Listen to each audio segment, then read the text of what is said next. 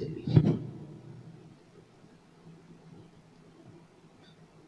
अल्लाहु अकबर।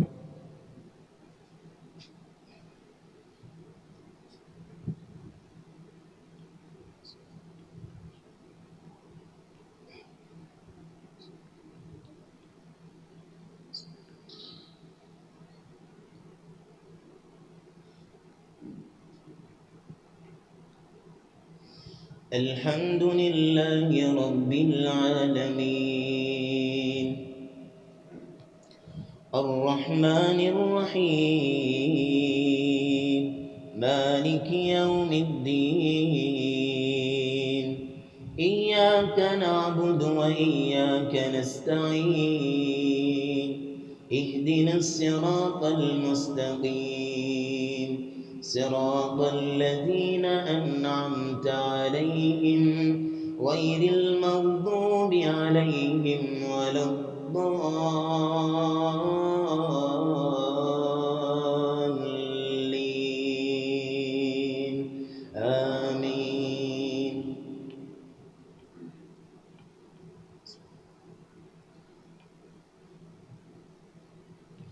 بسم الله الرحمن الرحيم والصافات صفا فالزاجرات زجرا فالتاليات ذكرا إن إلهكم لواحد رب السماوات والأرض وما بينهما ورب المشارق إنا زينا السماء الدنيا بزينة الكواكب وحفظا من كل شيطان مارد لا يسمعون إلى الملأ الأعلى ويقذفون من كل جانب دحورا ولهم عذاب واصب إلا من خطف الخطفة فأتبعه شهاب ثاقب فاستفتهم أهم أشد خلقا أم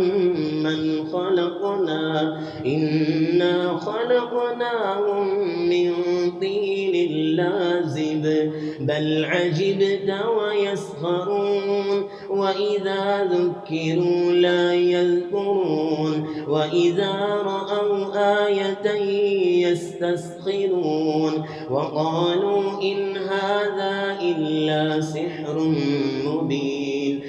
أإذا متنا وكنا ترابا وعظاما أإنا لمبعوثون وقالوا إن هذا إلا سحر مبين أإذا متنا وكنا ترابا وعظاما أإنا لمبعوثون أوآباؤنا الأولون قل نعم وأنتم داخلون فإنما هي زجرة واحدة فإذا هم ينظرون وقالوا يا ويلنا هذا يوم الدين هذا يوم الفصل الذي كنتم به تكذبون احشروا الذين ظلموا وأزواجهم وما كانوا يعبدون من دون الله فاهدوهم إلى صراط الجحيم وقفوهم إنهم مسؤولون ما لكم لا تناصرون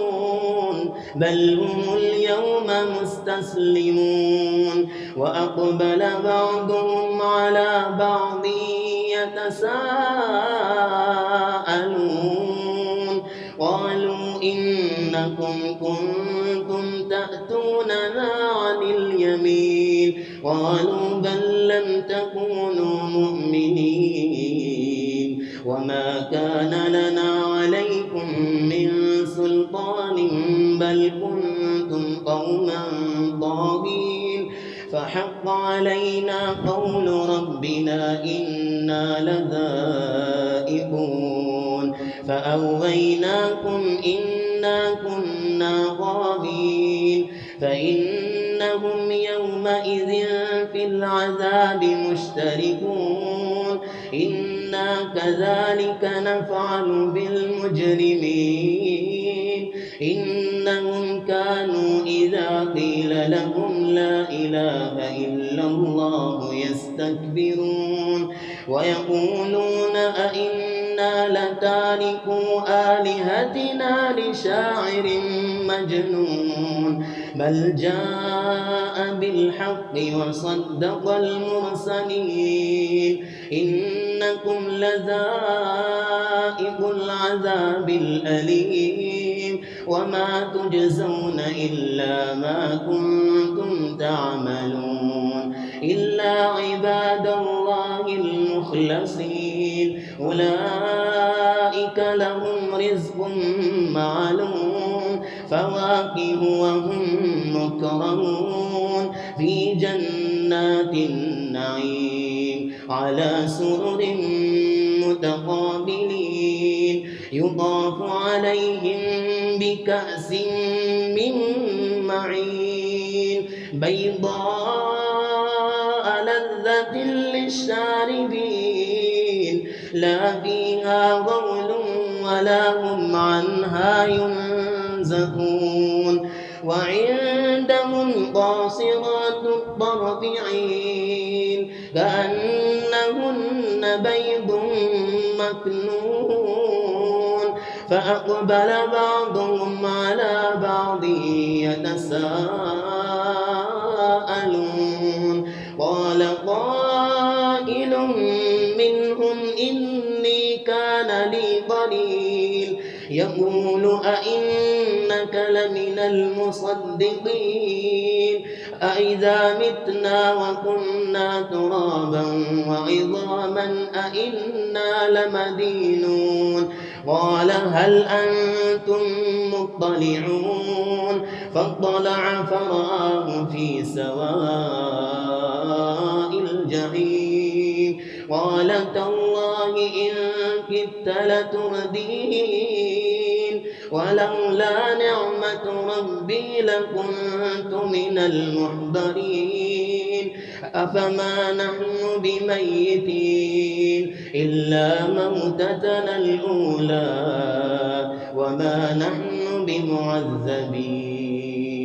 إن هذا لهو الفوز العظيم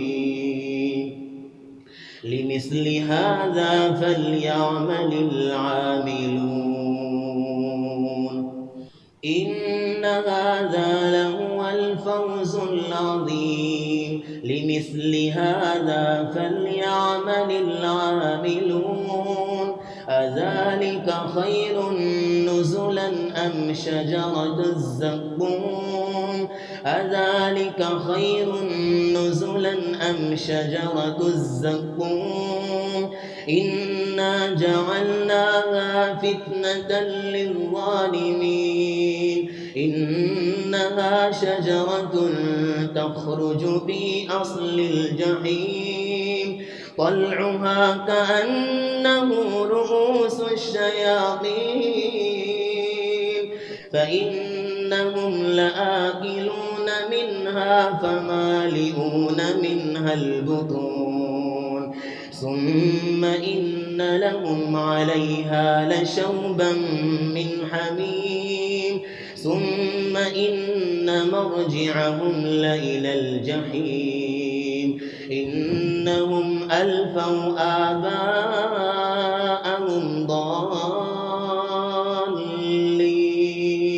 فهم على آثارهم يهرعون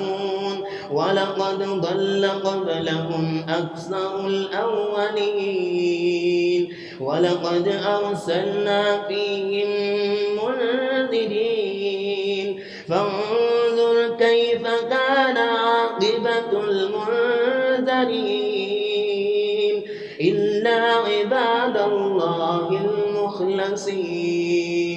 ولقد نادانا نوح فلنعم المجيبون ونجيناه وأهله من الكرب العظيم وجعلنا ذريته هم الباقين وتركنا عليه في الآخرين سلام على نوح في العالمين إنا كذلك نجزي المحسنين إنه من عبادنا المؤمنين ثم أغرقنا الآخرين وإن من شيعته لإبراهيم إذ جاء ربه بقلب سليم إذ قال لأبيه وقومه ماذا تعبدون أئفكا آلهة دون الله تريدون فما ظنكم برب العالمين فنظر نظرة في النجوم فقال إني سقيم فتولوا عنه مدبرين فراغ إلى آلهتهم فقال ألا تأكلون ما لكم لا تنطقون فراغ عليهم ضربا باليمين فأقبلوا إليه يزفون قال أتعبدون ما تنحتون والله خلقكم وما تعملون قالوا ابنوا له بنيانا فألقوه في الجحيم فأرادوا به كيدا فجعلناهم الأسفلين وقال إني ذاهب إلى ربي سيهدين رب هب لي من الصالحين فبشرناه بغلام حليم فلما بلغ معه السعي قال يا بني إني أرى في المنام أني أذبحك فانظر ماذا ترى قال يا أبت افعل ما تؤمر ستجدني إن شاء الله من الصابرين فلما أسلما وتله للجبين وناديناه أن يا إبراهيم قد صدقت الرؤيا إنا كذلك نجزي المحسنين إن هذا لهو البلاء المبين وفديناه بذبح عظيم وتركنا عليه في الآخرين سلام على إبراهيم كذلك نجزي المحسنين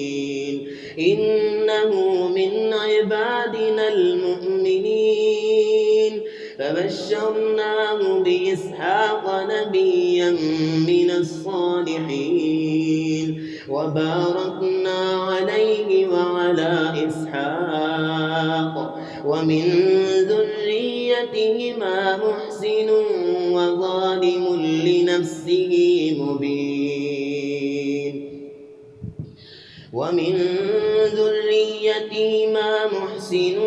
وظالم لنفسه مبين ولقد مننا على موسى وهارون ونجيناهما وقومهما من الكرب العظيم ونصرناهم فكانوا هم الغالبين وآتيناهما الكتاب المستبين وهديناهما الصراط المستقيم وتركنا عليهما في الآخرين سلام على موسى وهارون إنا كذلك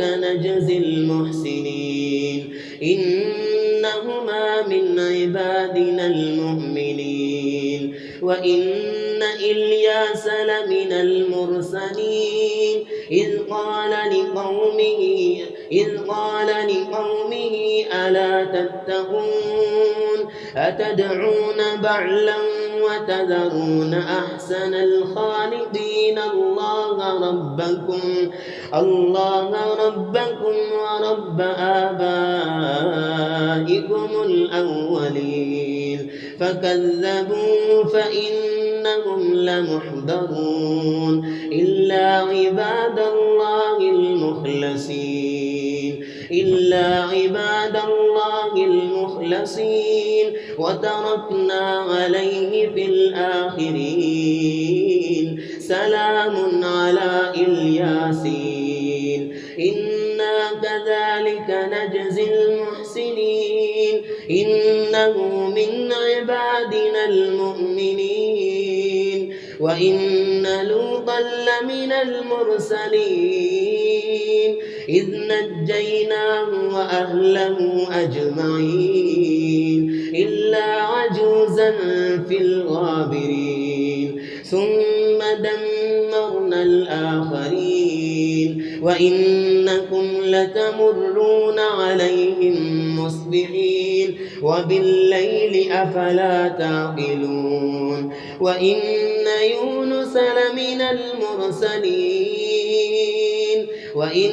يونس لمن المرسلين إذ أبق إلى الفلك المشحون فساهم فكان من المدحضين فالتقمه الحوت وهو مليم فلولا أنه كان من المسبحين للبث في بطنه إلى يوم يبعثون فنبذناه بالعراء وهو سقيم وأنبتنا عليه شجرة من يقطين وأرسلناه إلى 100,000 أو يزيدون فآمنوا فمتعناهم إلى حين فاستفتهم ألربك البنات ولهم البنون أم خلقنا الملائكة إناثا وهم شاهدون ألا إنهم من إفكهم ليقولون ولد الله وإنهم لكاذبون أصطفى البنات على البنين ما لكم كيف تحكمون أفلا تذكرون أم لكم سلطان مبين فأتوا بكتابكم إن كنتم صادقين وجعلوا بينه وبين الجنة نسبا ولقد علمت الجنة إنهم لمحضرون إلا عباد الله المخلصين ولقد علمت الجنة إنهم لمحضرون سبحان الله عما يصفون إلا عباد الله المخلصين فإنكم وما تعبدون ما أنتم عليه بفاتنين إلا من هو صال الجحيم وما منا إلا له مقام معلوم وإنا لنحن الصافون وإنا لنحن المسبحون وإن كانوا ليقولون لو أن عندنا ذكرا من الأولين لكنا عباد الله المخلصين فكفروا به فسوف يعلمون ولقد سبقت كلمتنا لعبادنا المرسلين إنهم لهم المنصورون إنهم لهم المنصورون وإن جندنا لهم الغالبون فتول عنهم حتى حين وأبصرهم فسوف يبصرون أفبعذابنا يستعجلون فإذا نزل بساحتهم فساء صباح المنذرين وتول عنهم حتى حين وأبصر فسوف يبصرون سبحان ربك رب العزة عما يصفون وسلام على المرسلين والحمد لله رب العالمين. بسم الله الرحمن الرحيم. صاد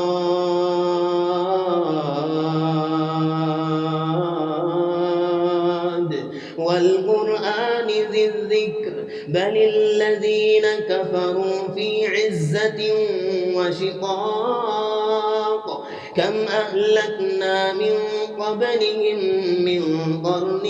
فنادوا ولا تحين مناص وعجبوا أن جاءهم منذر منهم وقال الكافرون هذا ساحر كذاب أجعل الآلهة إلها واحدا إن هذا لشيء عجاب وانطلق الملأ منهم أن امشوا واصبروا على آلهتكم إن هذا لشيء يراد ما سمعنا بهذا في الملة الآخرة إن هذا إلا اختلاق أأنزل عليه الذكر من بيننا بل هم في شك من ذكري بل لما يذوقوا عذاب أم عندهم خزائن رحمة ربك العزيز الوهاب أم لهم ملك السماوات والأرض وما بينهما فليرتقوا في الأسباب جند ما هنالك مهزوم من الأحزاب كذبت قبلهم قوم نوح وعاد وفرعون ذو الأوتاد وثمود وقوم لوط وأصحاب الأيكة أولئك الأحزاب إن كل إلا كذب الرسل فحق عقاب وما ينظر هؤلاء إلا صيحة واحدة ما لها من فواق وقالوا ربنا عجل لنا قطنا قبل يوم الحساب اصبر على ما يقولون واذكر عبدنا داود ذا الأيد إنه أواب إنا سخرنا الجبال معه يسبحن بالعشي والإشراق والطير محشورة كل له أواب وشددنا ملكه وآتيناه الحكمة وفصل الخطاب وشددنا ملكه وآتيناه الحكمة وفصل الخطاب وهل أتاك نبأ الخصم إذ تسوروا المحراب إذ دخلوا على داود ففزع منهم قالوا لا تخف خصمان بغى بعضنا على بعض فاحكم بيننا بالحق ولا تشطط واهدنا إلى سواء الصراط إن هذا أخي له 99 نعجة ولي نعجة واحدة فقال أكفلنيها وعزني في الخطاب. قال لقد ظلمك بسؤال نعجتك إلى نعاجي وإن كثيرا من الخلطاء ليبغي بعضهم على بعض إلا الذين آمنوا وعملوا الصالحات وقليل ما هم. وظن داود أنما فتناه فاستغفر ربه وخر راكعا وأناب فغفرنا له ذلك وإن له عندنا لزلفى وحسن مآب. يا داود إنا جعلناك خليفة في الأرض فاحكم بين الناس بالحق ولا تتبع الهوى فيضلك عن سبيل الله. إن الذين يضلون عن سبيل الله لهم عذاب شديد بما نسوا يوم الحساب. وما خلقنا السماء والأرض وما بينهما باطلا ذلك ظن الذين كفروا فويل للذين كفروا من النار.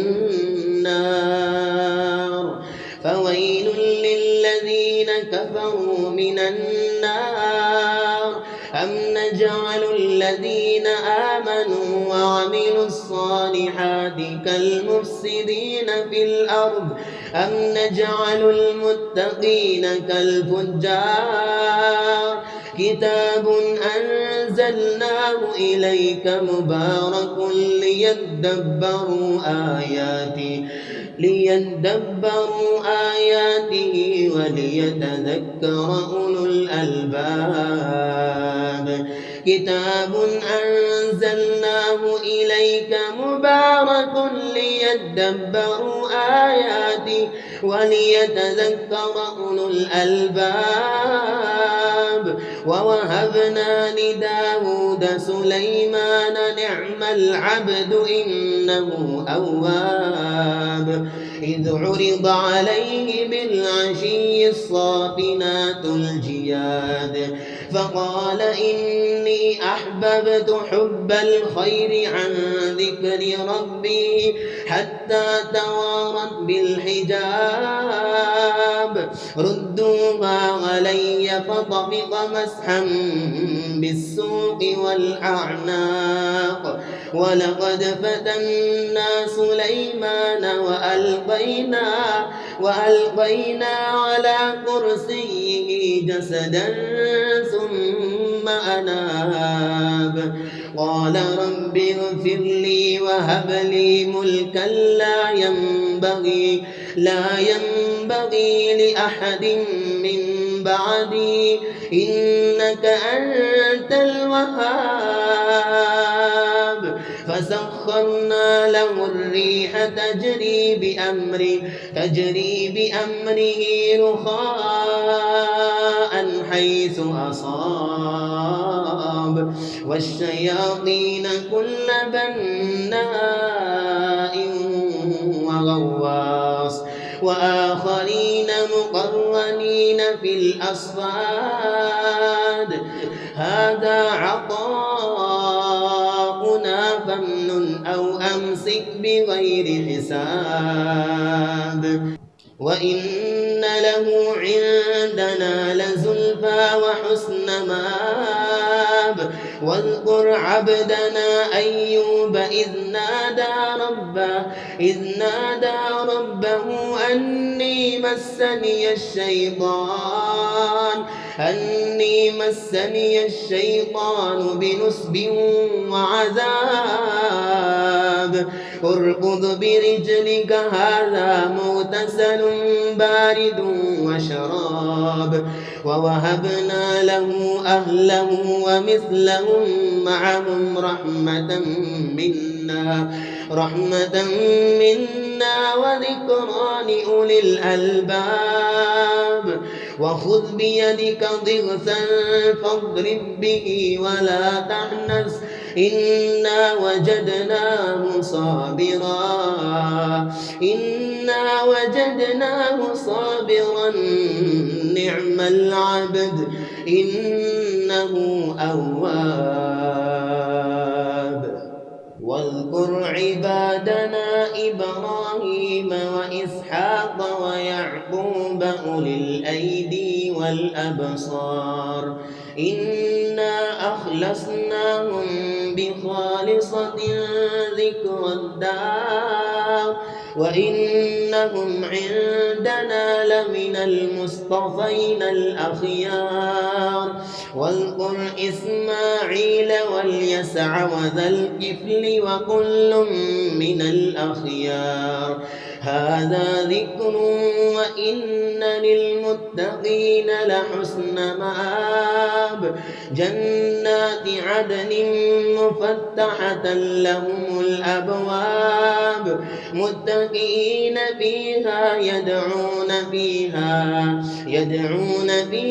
بفاكهة كثيرة وشراب وعندهم قاصرات الطرف أتراب هذا ما توعدون ليوم الحساب إن هذا لرزقنا ما له من نفاد هذا وإن للطاغين لشر مآب جهنم يصلونها فبئس المهاد هذا فليذوقوه حميم وغساق وآخر من شكله أزواج هذا فوج مقتحم معكم لا مرحبا بهم إنهم صالوا النار قالوا بل أنتم لا مرحبا بكم أنتم قدمتموه لنا فبئس القرار قالوا ربنا من قدم لنا هذا فزده عذابا ضعفا في النار وقالوا ما لنا لا نرى رجالا كنا نعدهم من الأشرار اتخذناهم سخريا أم زاغت عنهم الأبصار إن ذلك لحق تخاصم أهل النار قل إنما أنا منذر وما من إله إلا الله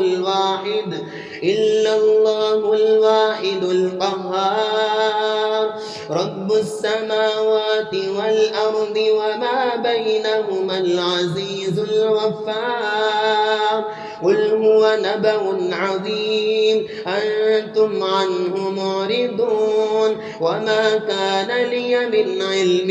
بالملأ الأعلى إذ يختصمون إن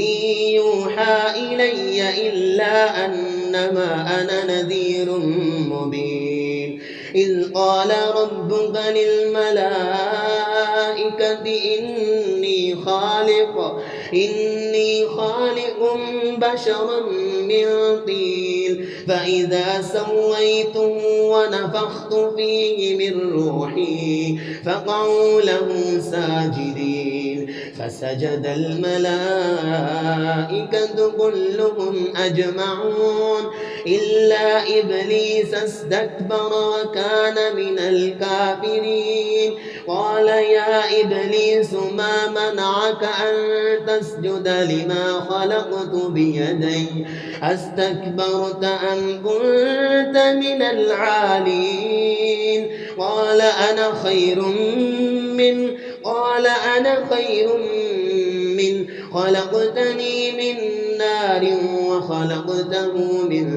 طين. قال فاخرج منها فإنك رجيم وإن عليك لعنتي إلى يوم الدين. قال رب فأنذرني إلى يوم يبعثون. قال فإنك من المنذرين إلى يوم الوقت المعلوم.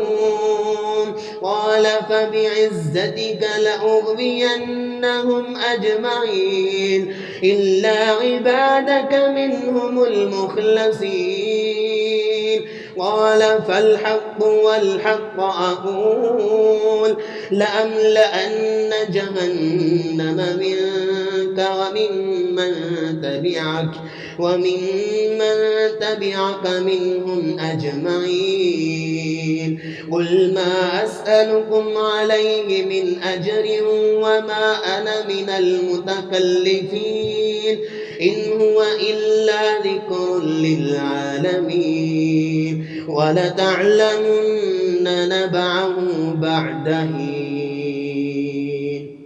بسم الله الرحمن الرحيم. تنزيل الكتاب من الله العزيز الحكيم. إنا أنزلنا إليك الكتاب بالحق فاعبد الله مخلصا له الدين ألا لله الدين الخالص والذين اتخذوا من دونه أولياء ما نعبدهم إلا ليقربونا إلى الله زلفى إن الله يحكم بينهم فيما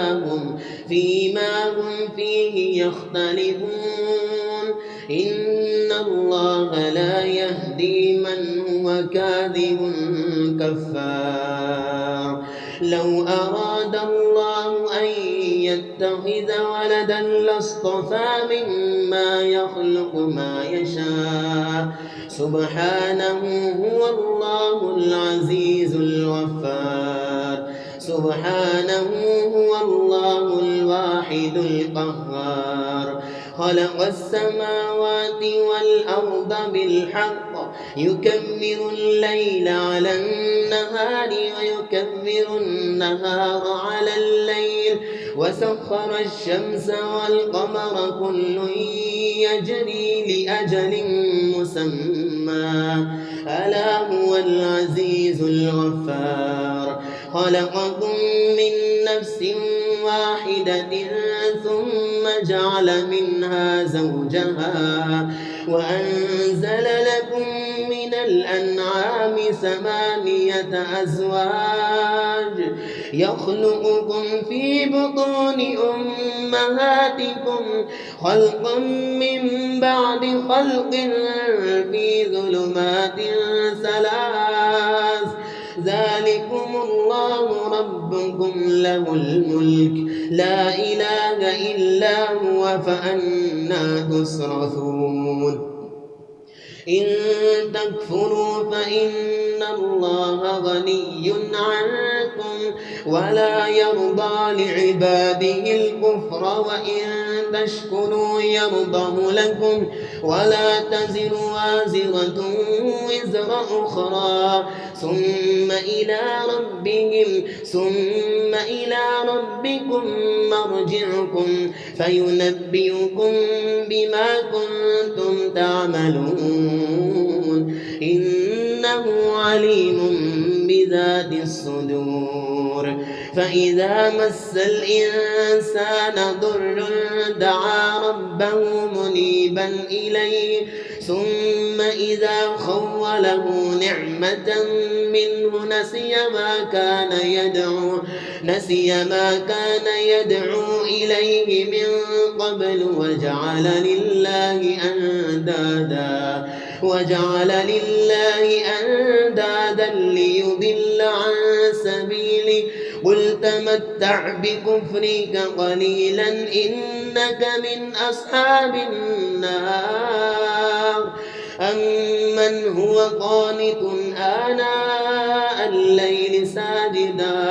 ساجدا وقائما يحذر الآخرة ويرجو رحمة ربي. قل هل يستوي الذين يعلمون والذين لا يعلمون إنما يتذكر أولو الألباب.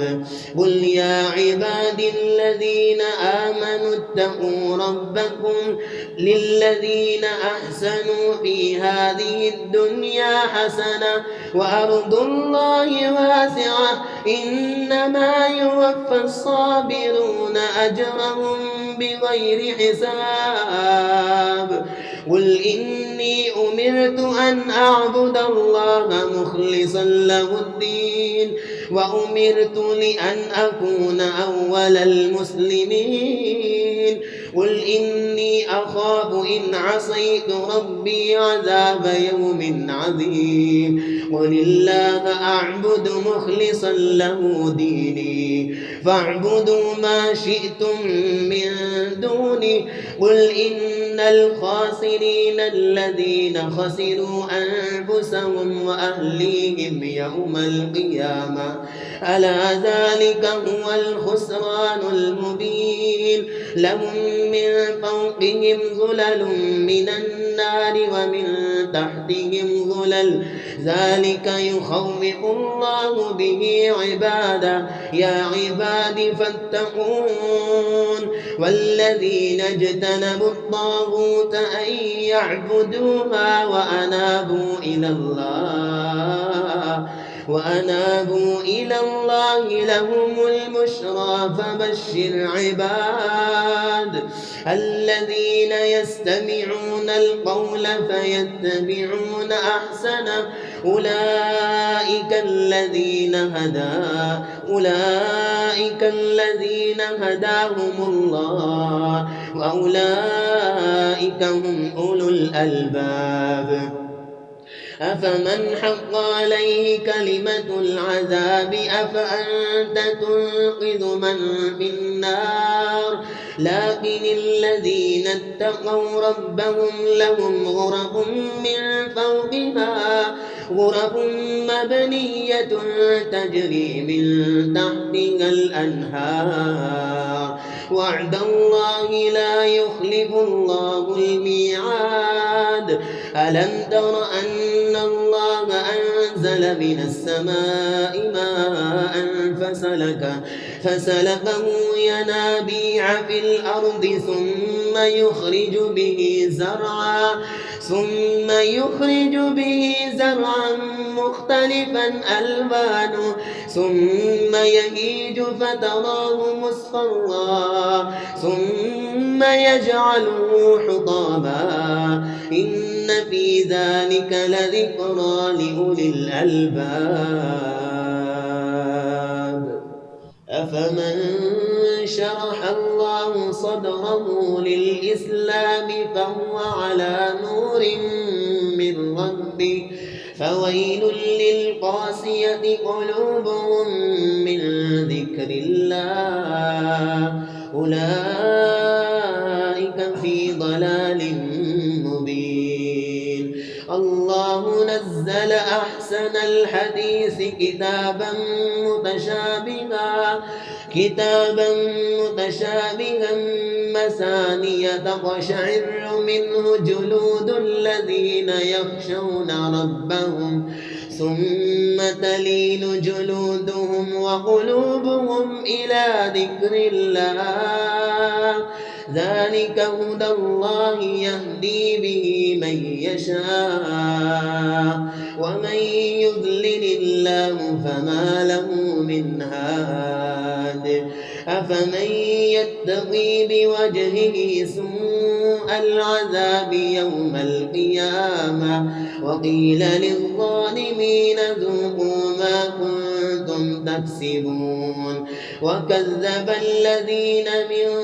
قبلهم فأتاهم العذاب من حيث لا يشعرون فأذاقهم الله الخزي في الحياة الدنيا ولعذاب الآخرة أكبر لو كانوا يعلمون ولقد ضربنا للناس في هذا القرآن من كل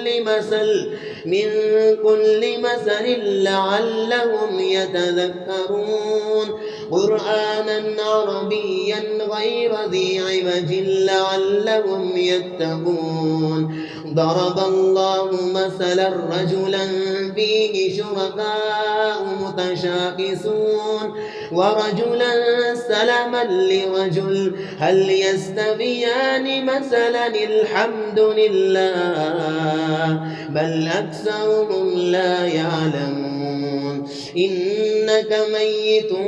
وإنهم ميتون ثم إنكم يوم القيامة عند ربكم تختصمون فمن أظلم ممن كذب على الله وكذب بالصدق إذ جاءه أليس في جهنم مثوى للكافرين والذي جاء بالصدق وصدق به أولئك هم المتقون لهم ما يشاءون عند ربهم ذلك جزاء المحسنين ليكفر الله عنهم أسوأ الذي عملوا ويجزيهم أجرهم بأحسن الذي كانوا يعملون أليس الله بكاف عبدا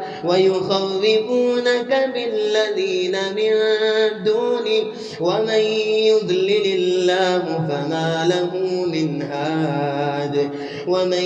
يهد الله فما له من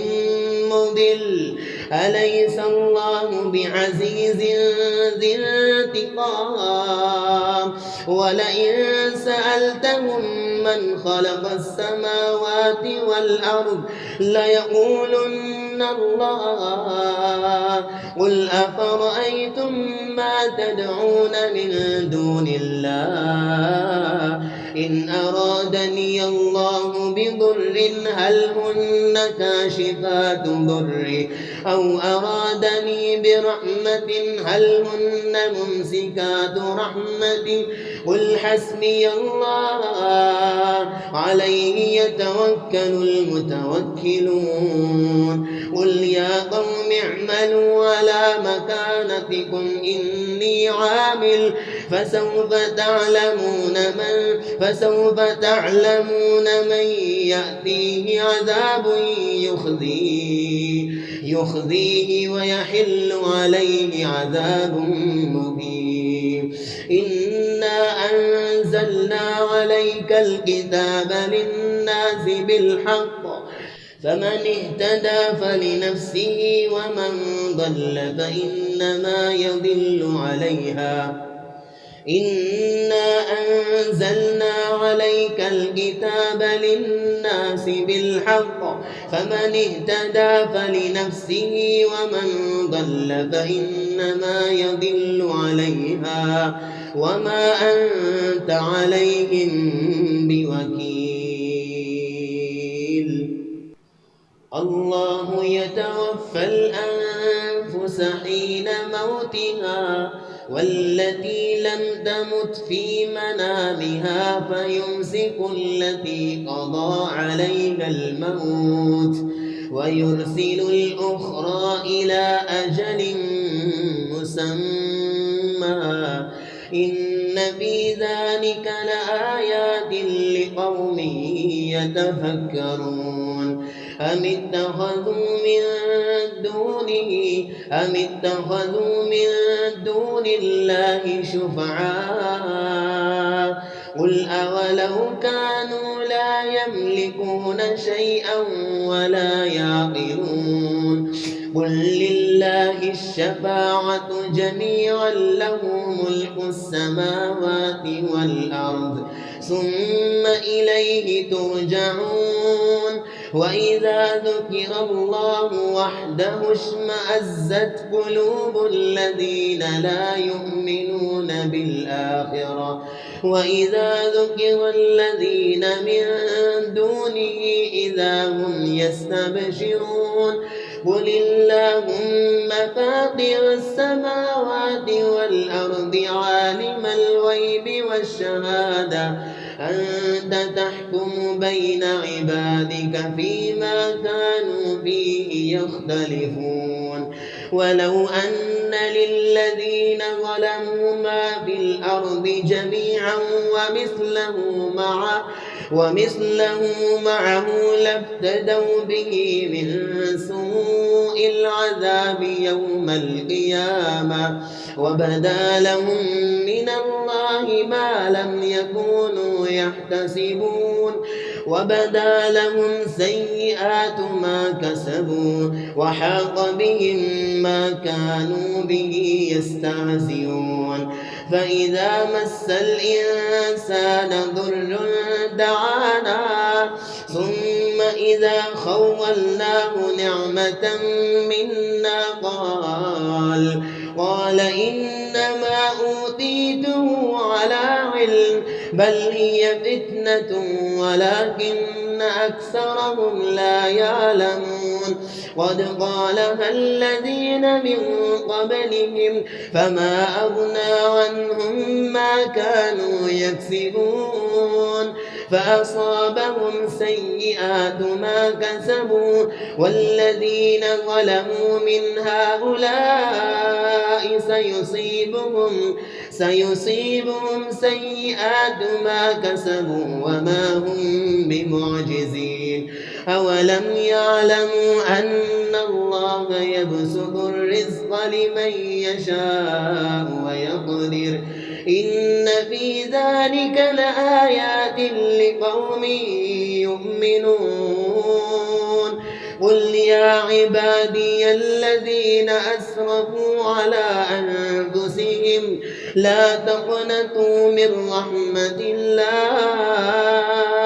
قل يا عبادي الذين أسرفوا على أنفسهم لا تقنطوا من رحمة الله إن الله يغفر الذنوب جميعا إنه هو الغفور الرحيم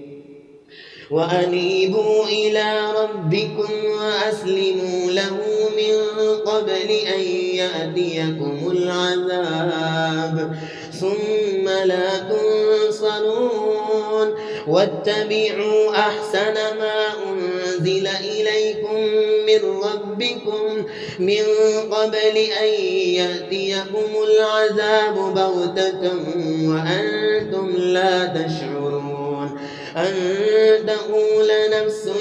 يا حسرة على ما فرطت في جنب الله وإن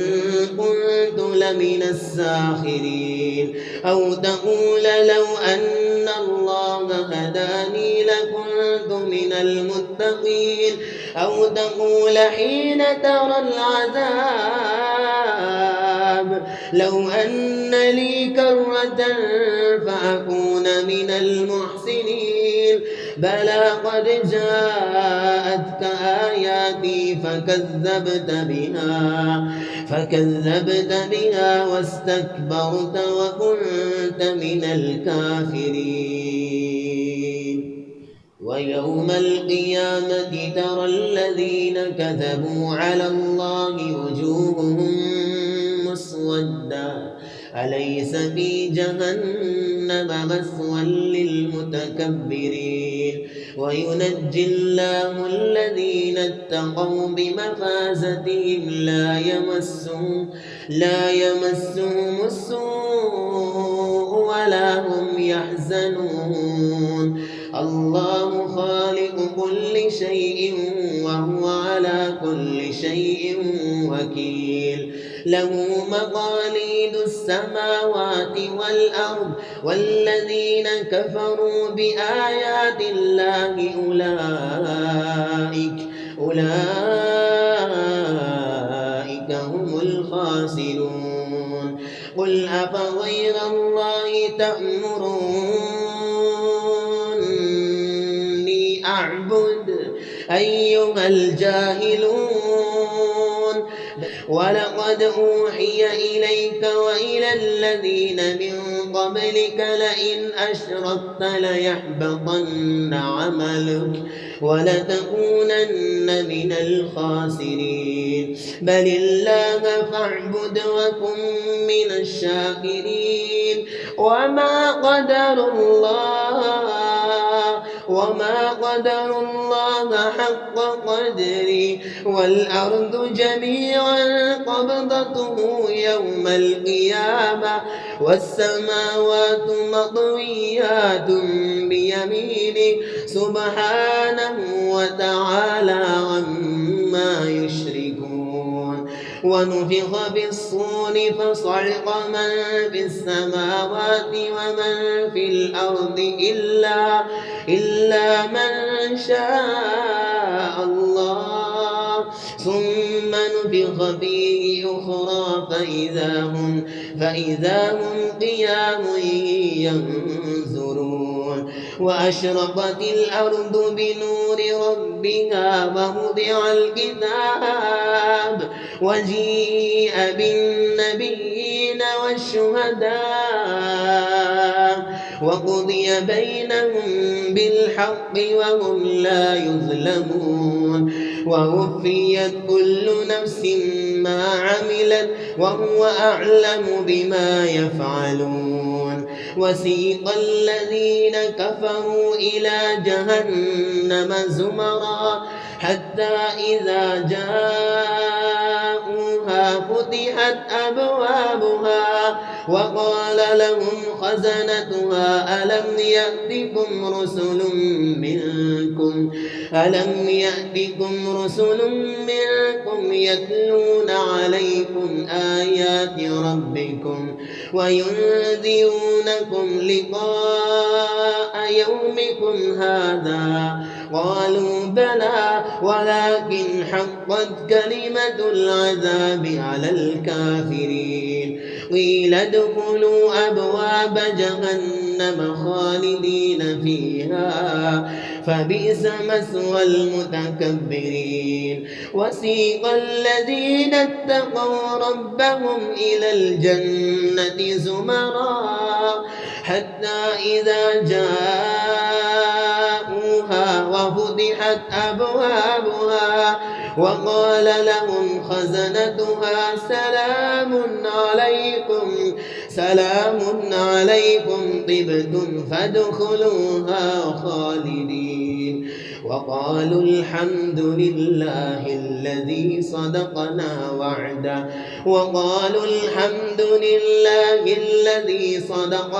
وعده وأورثنا الأرض نتبوأ من الجنة حيث نشاء فنعم أجر العاملين